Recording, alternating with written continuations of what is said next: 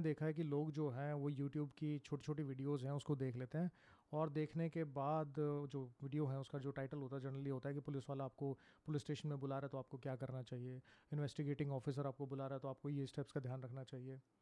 लेकिन होता क्या है ना कि आप 1 मिनट की वीडियो 2 मिनट की वीडियो में ये नहीं समझ नहीं पाते हो कि इन्वेस्टिगेटिंग ऑफिसर के पास कितनी पावर होती है। आपको 4 सवालों का जवाब समझना बहुत ज़रूरी है। एक, इन्वेस्टिगेटिंग ऑफिसर किसको बुला सकता है। दूसरा, वो क्यों बुलाएगा। तीसरा, अगर वो बुलाएगा तो उससे क्या एक्सपेक्टेशन रखेगा इन्वेस्टिगेटिंग ऑफिसर, किस तरीके की सिचुएशन उसके सामने आ सकती है। और चौथा, जब आप जाते हो तो आप किस कैपेसिटी में जा रहे हो, तो आपको क्या चीज़ का ध्यान रखना चाहिए। वो छोटी छोटी सी चीज़ें हैं जो आपको पता होनी चाहिए। और जो हमारा क्रिमिनल लॉ है ये स्टेप बाय स्टेप गाइड कहीं मिली मतलब कहीं प्रोवाइडेड नहीं है।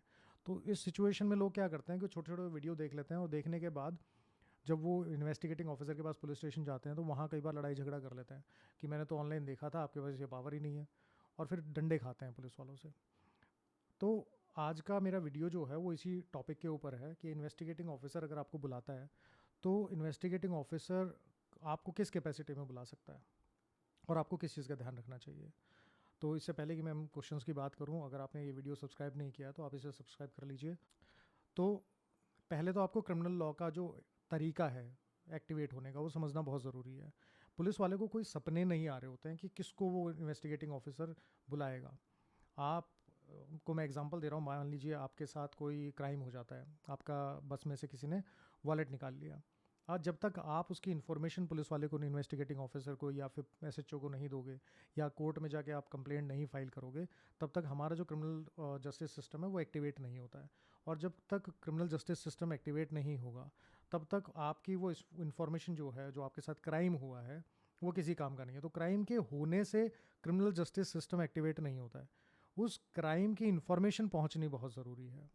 जैसे इसको एक दूसरे एग्जांपल से समझो कि अगर दिल्ली से किसी आदमी को अरेस्ट करके ले गया, जैसे इसको दूसरे एग्जांपल से समझो कि मान लीजिए दिल्ली से किसी को उठा के ले गए लोग और हिमाचल में जाके उसको मार दिया, उसकी डेड बॉडी को पहाड़ों में फेंक दिया। तो या तो वो डेड बॉडी मिले या उसकी जो गुमशुदगी या लापता की रिपोर्ट है वो कोई रजिस्टर करवाए।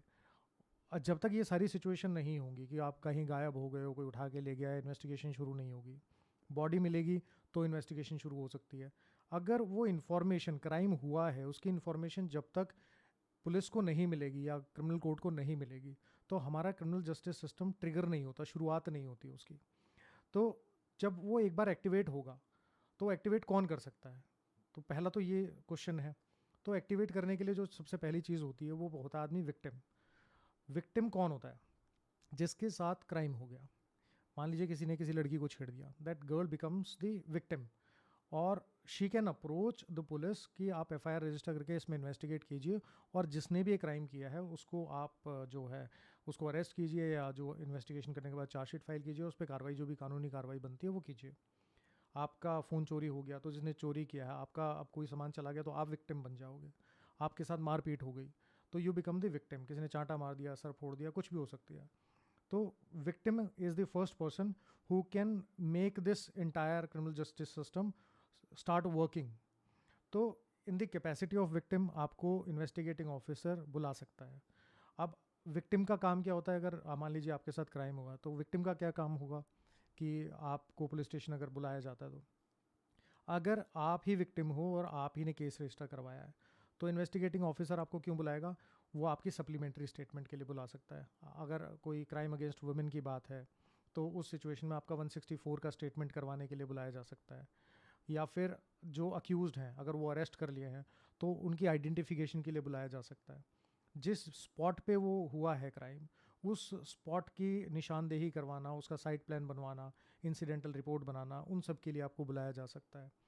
और इसके अलावा मान लीजिए कोई सामान आपका चोरी हो गया था या कोई चीज़ रिकवर कर लिया पुलिस ने, तो उसकी आइडेंटिफिकेशन के लिए इन्वेस्टिगेटिंग ऑफिसर आपको बुला सकता है। लेकिन एक नया ट्रेंड जो है ना वो हर स्टेट में चल रहा है। वो क्या होता है कि आपने एफआईआर करवा दी, now you are the victim and you are also the informant. उस सिचुएशन में पुलिस वाला अक्यूज साइड को बुलाते हैं और पुलिस स्टेशन में आपको बुला के कहते हैं कि इसको सेटल कर लो। अब सेटल करना, और अगर आप मना करोगे सेटल करने के लिए तो पुलिस वाले क्या करते हैं, वो प्रेशर बनाते हैं आपके ऊपर। अरे केस तो 8-10 साल चलता रहेगा, क्या फ़ायदा होगा, कार्रवाई कभी होती है कभी नहीं होती, अब तो सुप्रीम कोर्ट ने बोल दिया है। तो उस सिचुएशन में क्या करें? तो आपको डिमोरलाइज़ करने की कोशिश करेंगे कि आपका केस भी कमज़ोर है, तो आप सेटलमेंट कर लो, ज़्यादा अच्छा है।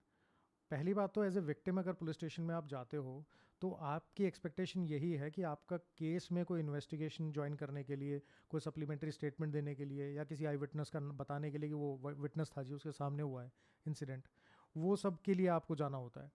लेकिन कई बार जब सिचुएशन अक्यूज़ड वाली आ जाती है कि पुलिस वाले आपको सेटल करने के लिए बुलाते हैं, तो ये मैंडेटरी नहीं है कि आप पुलिस स्टेशन में सेटल करो। तो पहली बात तो घबराने की कोई ज़रूरत नहीं है। अगर आपने इन्फॉर्मेशन ठीक दी है, आपकी इन्फॉर्मेशन सच है, तो उसमें घबराना बिल्कुल नहीं है। अगर वो आपको प्रेशर बनाने की कोशिश करते हैं कि सेटल करो, तो आप स्ट्रेट अवे मना कर सकते हो, जी मुझे सेटल नहीं करना है, इस पर जो कार्रवाई बनती है वो कीजिए, चाहे इन्वेस्टिगेटिंग ऑफिसर कुछ भी बोले। सेटल करना नहीं करना ये आपका पर्सनल प्रेरोगेटिव है। अब आपको ये समझने की ज़रूरत है कि मान लीजिए कई बार कहते हैं कि हमें ये क्राइम हो गया तो इसमें जो अक्यूज़ड है उसको पनिशमेंट ही करवानी है, तो हम केस लड़ेंगे, ठीक है, कोई सेटलमेंट की ज़रूरत नहीं है। लेकिन अगर आपको लगता है कि नहीं, कोई माइनर सा ऑफेंस है, सेटलमेंट करके ख़त्म किया जा सकता है, गाड़ी आपस में टकरा गई, हाथापाई हो गई, छोटी मोटी चोट लग गई, उसमें आप सेटल आउट कर सकते हो। लेकिन ये आपको सोचने की ज़रूरत है कि आपके लिए बेनिफिट क्या है। क्योंकि अगर आपका केस चलेगा तो ये तो पक्की बात है कि कोर्ट में भी आपको गवाही देनी पड़ेगी, पुलिस वाले भी एक दो बार तो चक्कर लगवाते ही हैं। तो अगर आपको लगता है कि हाँ ठीक है जी, ये सेटल करने से मुझे ज़्यादा फ़ायदा हो रहा है और ये केस जो है ख़त्म हो जाएगा, मेरी खुद की टेंशन भी ख़त्म हो जाएगी, तो उस सिचुएशन में आप जो है सेटल कर सकते हो। लेकिन बाउंडेशन नहीं है, तो इसमें घबराने वाली बात नहीं है। दूसरा जो आदमी होता है जो इस सारी क्रिमिनल जस्टिस सिस्टम को एक्टिवेट करता होता है इन्फॉर्मेंट। कई बार सिचुएशन ऐसी होती है कि विक्टिम खुद नहीं जा सकता। मान ली किसी का मर्डर हो गया, अब मर्डर हो गया तो उसकी बॉडी मिल गई, जिसको बॉडी मिली वो पुलिस को इन्फॉर्म करेगा, तो कोई क्राइम हो गया, इसकी इन्फॉर्मेशन जो देने वाला होता है उसको बोलते हैं इन्फॉर्मेंट। इन्फॉर्मेंट की डेफिनेशन सीआरपीसी में नहीं दी गई है। तो इन्फॉर्मेंट जो हो गया वो बताएगा कि क्राइम हो रहा है, आप जा रहे हो कहीं, आपने देखा लड़ाई झगड़ा हो रहा है, किसी का सर फोड़ दिया या कोई और प्रॉब्लम हो गई, रॉबरी हो रही है, तो उस सिचुएशन में आप 100 नंबर पे कॉल करते हो, तो यू बिकम द इन्फॉर्मेंट। तो आप इस क्रिमिनल जस्टिस सिस्टम को शुरू करने का, जो इनिशिएट करने का काम है, वो आप करते हो। तो एज ए इन्फॉर्मेंट आपको किस लिए बुलाया जाता है, इन्वेस्टिगेटिव ऑफिसर क्यों बुलाता है? एक तो आपको आइडेंटिफिकेशन के लिए बुलाया जा सकता है कि बताओ जी वहाँ पे कौन थे, आप थे, आपने किस किस को देखा, कहाँ देखा, कोई सप्लीमेंट्री स्टेटमेंट है, कितने लोग थे, कौन से कलर की गाड़ी थी, कुछ भी जो उस क्राइम से रिलेटेड जो चीज़ें होती है ना, उसको आइडेंटिफाई करवाने के लिए आपको बुलाया जाता है। तो आपसे भी एक्सपेक्टेशन यही रहती है कि आप क्राइम के कमीशन की जो इन्फॉर्मेशन है, चाहे वो छोटी हो, ज़्यादा हो, बड़े ज़्यादा हो, कुछ भी कम है, वो आप इन्फॉर्मेशन इन्वेस्टिगेटिंग ऑफिसर को दे सकते हो। लेकिन you are just the informant. तो जनरली इन्फॉर्मेंट को कॉम्प्रोमाइज़ करने के लिए कभी नहीं बुलाते। कॉम्प्रोमाइज़ करने की सिचुएशन तब होती है जब आप विक्टिम हो। तो इन्फॉर्मेंट का काम क्या हो गया, 164 की स्टेटमेंट हो गई, अपनी सप्लीमेंट्री स्टेटमेंट देनी हो, या नक्शा मौका बनाना हो, या कोई चीज़ सीज़ कर ली है, या किसी की आइडेंटिफिकेशन करवानी हो, या कोई वेपन वगैरह आपने देखा हो उस टाइम पे, या फिर मान लीजिए आपके मोबाइल से आपने कुछ रिकॉर्ड कर लिया, उसकी जो वीडियो रिकॉर्डिंग है, ऑडियो रिकॉर्डिंग है, वो आपको देने के लिए बुलाया जा सकता है। तो आपकी एक्सपेक्टेशन मोटा मोटी ये होनी चाहिए कि आप गए, आपने अपनी स्टेटमेंट, अगर आपने पहले इन्फॉर्मेशन ठीक दे रखी है, तो आप अपनी इन्फॉर्मेशन दीजिए और पुलिस स्टेशन से वापस आ जाइए। कोर्ट से जब सम्मन आएंगे, ट्रायल चलेगा, उसके बाद कभी साल 2 साल में आपको जाना पड़ सकता है। तो आपकी एक्सपेक्टेशन ऐसी होनी चाहिए कि आप ये ना सोचें कि आपके साथ कुछ गलत होगा। तीसरा जो कैटेगरी होती है जिस बंदे को बुलाया जाता है, वो होता है all the people who are convergent with the facts of the case. अब ये कौन कौन हो सकता है? इसमें कोई आई विटनेस हो सकता है जिसके सामने वो इंसिडेंट हुआ है। मान लीजिए विक्टिम ने बोला कि जी फलाना एक XYZ आदमी था, उसके सामने मेरे साथ मारपीट हुई है, तो उस XYZ आदमी को बुलाया जा सकता है कि आप बताओ जी आपके सामने ऐसा हुआ था। तो उसका काम क्या हो गया? उसका काम सिर्फ आई विटनेस के तौर पे अपनी स्टेटमेंट देने का हो गया। या फिर मान लीजिए चोट लग गई तो डॉक्टर ने एमएलसी की होगी, तो डॉक्टर की स्टेटमेंट आ सकती है कि हाँ इन्होंने एमएलसी की है, उनको बुलाया जा सकता है। या फिर मान लीजिए कोई क्राइम हो गया, जैसे मोबाइल फ़ोन पे धमकी आ गई, या सोशल मीडिया पे किसी ने आपको धमकी दे दी, या आपके खिलाफ कोई डिफेम करने वाली स्टेटमेंट दे दी, तो उस सिचुएशन में बुलाया जाएगा। तो उस आदमी को जो वो रिकॉर्ड रखता है उसको बुलाया जा सकता है। या मान लीजिए आपने अपने मोबाइल फ़ोन से कोई वीडियो बना ली और आपने ट्विटर पे किसी को टैग किया था, पुलिस को, तो उस सिचुएशन में आपको बुलाया जा सकता है कि अपने मोबाइल फ़ोन से वो दे दीजिए हमें जो वीडियो है, तो उसके लिए आपको बुलाया जा सकता है। तो आपका काम जो क्राइम हुआ है उससे अगर आप थोड़े से भी कहीं पे भी कन्वर्जेंट हो, आप कहीं हेल्प कर सकते हो इन्वेस्टिगेशन में, तो आपको बुलाया जा सकता है। लेकिन पुलिस वाले जनरली क्या करते हैं कि जो total number of I witnesses होते हैं ना, उनको बुलाते नहीं हैं। वो चार्जशीट में लिख देते हैं जी हमने इनको बोला था आने के लिए, ये आए नहीं, तो हमने भी ज़्यादा इस पर कार्रवाई नहीं की। अब इस सिचुएशन में अगर एज ए विटनेस आपको बुलाया जा रहा है तो उसमें आपको घबराने की कोई बात नहीं है।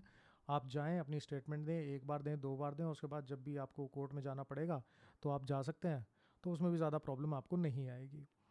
जो सबसे ज़्यादा तलवार लटकती है वो लटकती है अक्यूज़ड के ऊपर। अगर एफआईआर में आपका नाम है या फिर किसी सप्लीमेंट्री स्टेटमेंट में आपका नाम आ गया, और नाम ऐसे आ गया कि या तो आपने क्राइम किया है, वो ऑफेंस किया है, या फिर आपने ऑफेंस होने में साथ दिया है, या फिर आप जब ऑफेंस हो रहा था तो उनके साथ गए थे किसी तरीके से, आपका पार्टिसिपेशन नहीं था लेकिन कहीं ना कहीं कुछ रोल रहा है, तो आप अक्यूज़ड हो गए।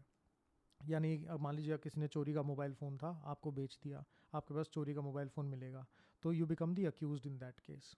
तो आपके अगेंस्ट जो है वो सबसे ज़्यादा इशू रहता है। तो अगर इस कैपेसिटी में इन्वेस्टिगेटिंग ऑफिसर आपको बुला रहा है, तो यहाँ और बाकी तीनों कैपेसिटी में बिल्कुल डिफरेंट है ऐसी चीज़ें। कैसे? जब पुलिस वाला विक्टिम को बुलाता है, विटनेसेस को बुलाता है, इन्फॉर्मेंट को बुलाता है, तो वहाँ सेक्शन 160 सीआरपीसी का नोटिस देता है, 160 सीआरपीसी का। और जब अक्यूज़ को बुलाया जाता है तो उसमें दो सिचुएशन आती हैं। अगर एफआईआर में जो क्राइम है, जो ऑफेंस हुआ है, जो सेक्शन लगे हुए हैं, उसमें अगर मैक्सिमम पनिशमेंट जो है वो 7 साल से कम है, तो सुप्रीम कोर्ट में अरनेश कुमार की एक जजमेंट आई थी जिसमें सुप्रीम कोर्ट ने कहा था कि 7 साल से कम की पनिशमेंट वाले केस में डायरेक्टली अरेस्ट करने की ज़रूरत नहीं है।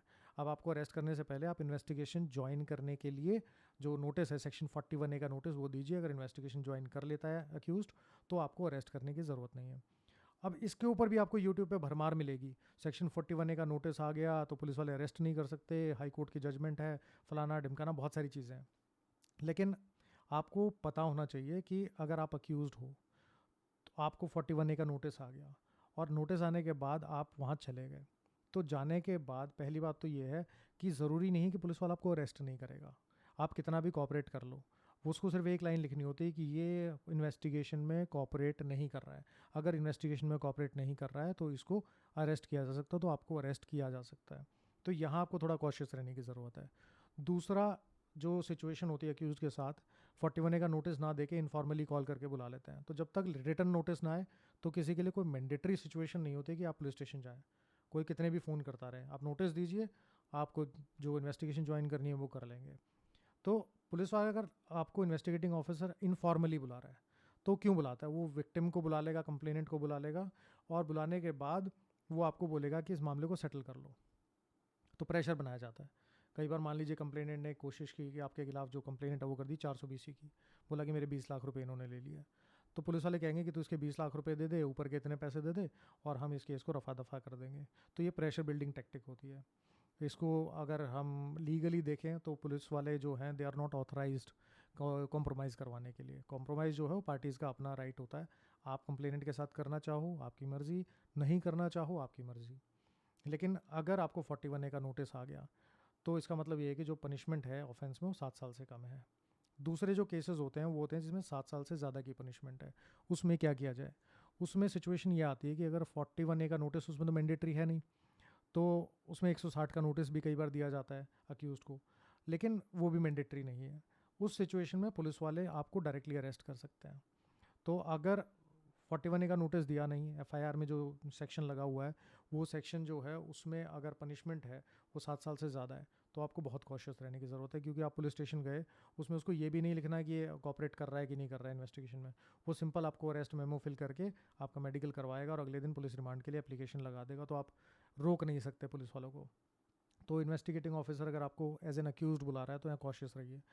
मेरी एडवाइस तो ये है कि अगर आपको 41A का नोटिस नहीं आता है या 41A का नोटिस आ जाता है तो आपको सबसे पहले तो एंटीसिपेटरी बेल के लिए मूव करना चाहिए, चाहे ऑफेंस छोटा हो चाहे बड़ा ऑफेंस हो। अगर कंप्लेनेंट के साथ मिलकर कॉम्प्रोमाइज़ हो सकता है तो बात अलग है, अदरवाइज़ आप सबसे पहले अपने आप को प्रोटेक्ट कीजिए।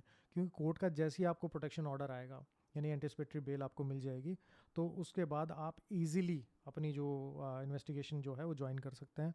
पुलिस वाले को बता सकते हैं कि देखिए जी ये सिचुएशन है और मैं इन्वेस्टिगेशन ज्वाइन करने के लिए तैयार हूँ। कोर्ट में भी ऐसे बोलिए कि जो काम मैं इन्वेस्टिगेशन एंटिसिपेटरी बेल पे रह के ज्वाइन कर सकता हूँ उसके लिए ज़रूरी नहीं है कि जेल जाऊँ।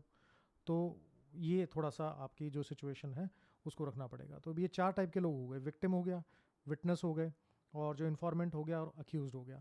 मोटा मोटी इन्वेस्टिगेटिंग ऑफिसर सिर्फ इन 4 तरह के लोगों को ही बुलाता है अपने पास। जब तक वो इन्फॉर्मेशन पुलिस वाले के पास नहीं पहुंचेगी, पुलिस वाले को कभी भी ऐसा नहीं है कि रात को उसको कोई ड्रीम आई थी, कोई सपना आया था, या भगवान आए थे उन्होंने बोला जी कल इसको बुलाना है, ऐसा कभी नहीं होता है।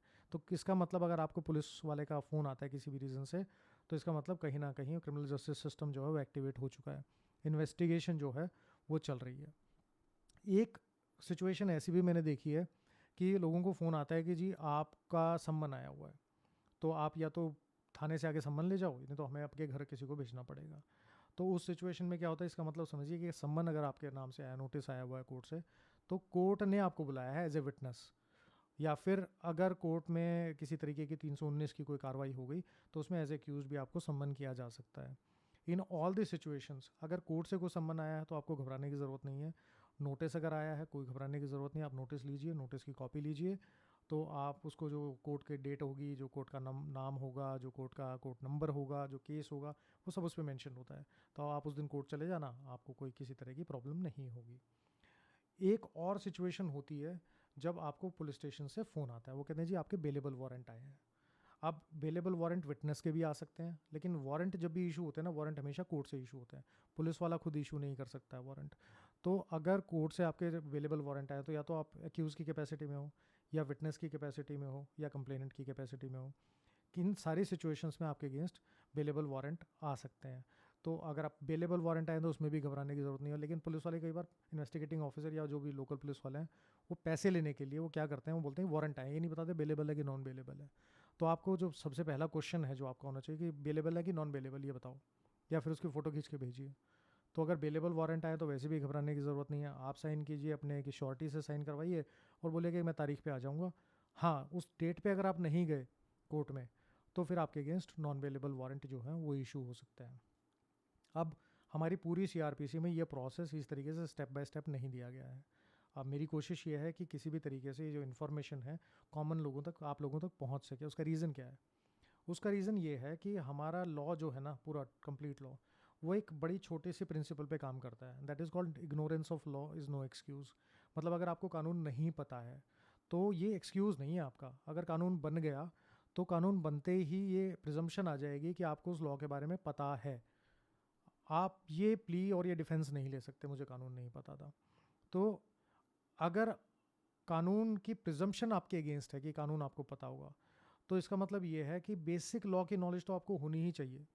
नहीं तो इसका फ़ायदा क्या होता है कि जो पुलिस वाले हैं, गवर्नमेंट डिपार्टमेंट के लोग हैं, और जो बाकी जो जस्टिस सिस्टम से जो जुड़े हुए लोग होते हैं, वो किसी ना किसी तरीके से लोगों का मिसयूज़ करते हैं, उनको एक्सप्लॉइट करते हैं। तो उस एक्सप्लॉइटेशन से बचने के लिए आपको बेसिक लॉ की जो नॉलेज है वो होनी चाहिए। अब इससे रिलेटेड आपको कोई क्वेश्चन है तो आप में से यूट्यूब के मेरे कमेंट सेक्शन में, किसी भी वीडियो के कमेंट सेक्शन में आपको हैशटैग यूज़ करना है आस्क विकास नागवान, और अपना जो क्वेश्चन है उसको आप पुट कर सकते हैं। और मैं जनरली संडे को 11 बजे लाइव आता हूँ यूट्यूब और फेसबुक के ऊपर। तो आप जो अपने कुछ क्वेश्चंस होते हैं, आपके क्वेश्चन और टॉपिक के साथ साथ कुछ क्वेश्चन है वो भी डिस्कस करता हूँ। तो आप वहाँ पे भी जो क्वेश्चंस हैं वो आप मुझसे पूछ सकते हो। और कोशिश करेंगे कि जो जर्नल बेसिक जनसेवा का काम है कि लोगों को पता होना चाहिए जो लॉ के बारे में, वो मैं उसको जो है हम डिस्कस करेंगे। अब आज के लिए इतना ही, और अगली बार का जो टॉपिक होगा वो किसी अच्छे टॉपिक पे दोबारा डिस्कस करेंगे। अब आज के 2 क्वेश्चन भी हैं मेरे पास, उन क्वेश्चंस को एक बार डिस्कस कर लेते हैं। एक क्वेश्चन मेरे पास अमित का आया हुआ है। अमित ने बोला है कि उनकी कंपनी ने उनको कोई जो सैलरी थी वो बताया था कि हम इतनी सैलरी देंगे, बाद में उन्होंने जो सैलरी का जो इंक्रीमेंटल पोर्शन है वो उन्होंने देने से मना कर दिया। क्या किया जाए? तो अमित, पहली बात तो ये है कि कोई भी कंपनी जो आपको कमिट करती है और बाद में आपको उतने पैसे नहीं देती, उतनी सैलरी नहीं देती, ऐसी कंपनी से दूर रहो। क्योंकि इस तरह की कंपनी जो है वो हमेशा एम्प्लॉय एक्सप्लॉयटेशन का काम करती हैं। कैसे? कि वो आपसे चेक ले लेते हैं, आपके ओरिजिनल जो डॉक्यूमेंट है वो भी ले लेते हैं, और जितनी सैलरी उन्होंने कमिट की थी वो सैलरी भी नहीं दे रहे। तो इस सिचुएशन में आपको बचना चाहिए इस तरह की कंपनी से। किसी रेपुटेड कंपनी में काम करें जो लीगल कंप्लायंसेज, एम्प्लॉय कंप्लायंसेज है वो अच्छे से कर रही हूँ, तो आपके लिए भी ठीक है, आपके करियर के लिए भी ठीक है। अदरवाइज़ जो कंपनी अभी से इतनी प्रॉब्लम कर रही है, कल की डेट में आपके एक्सपीरियंस लेटर, ग्रेचुटी और जो आपके एफएनएफ होगा उसमें भी दिक्कत कर सकती है। तो ऐसी क्वेश्चन, ऐसी जो आपकी कंपनीज हैं उससे ज़रा दूर रहें तो ज़्यादा अच्छा है। चलिए फिर अगली बार मिलेंगे किसी और टॉपिक पे डिस्कस करते हुए और किसी और क्वेश्चन आंसर को डिस्कस करते हुए। तब तक के लिए जय हिंद, जय भारत।